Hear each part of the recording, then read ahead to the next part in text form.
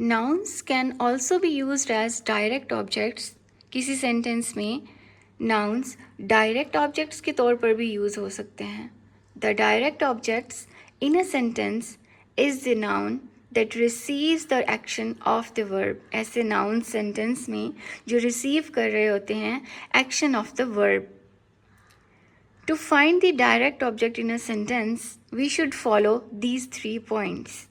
किसी भी सेंटेंस में डायरेक्ट ऑब्जेक्ट को फाइंड करने के लिए हम इन 3 पॉइंट्स को फॉलो कर सकते हैं. Number 1, find the subject of a sentence. किसी सेंटेंस में सब्जेक्ट क्या है. Find the verb in the sentence. किसी सेंटेंस में वर्ब क्या है. एंड आस्क whom और what with the subject and the verb. Let's see sample sentences. Number 1 is Sarah likes my cousin, and number 2 is the girl find a book. Sarah likes my cousin इस sentence में Sarah is the subject, likes is the verb, and ask whom Sarah likes. Whom does Sarah likes? So Sarah likes my cousin. तो इस sentence में the direct object is my cousin. Number 2, the girl find a book. इस sentence में हमने find करना है direct object.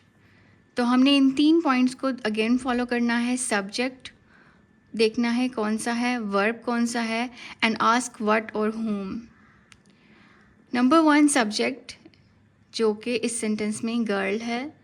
Number 2 verb find, and ask what girls find. What do the girls find?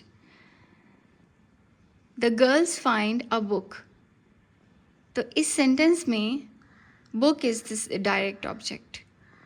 Direct object को किसी sentence में identify करने के लिए हमने इन 3 पॉइंट्स को फॉलो करना है.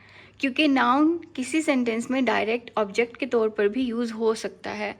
तो हमने क्योंकि नाउन को आइडेंटिफाई करना है, सो डायरेक्ट ऑब्जेक्ट के लिए हमने नंबर 1 पे सब्जेक्ट सेंटेंस में सब्जेक्ट फाइंड करना है, उसमें वर्ब क्या है, और आस्क whom और व्हाट विद द सब्जेक्ट और एंड द वर्ब.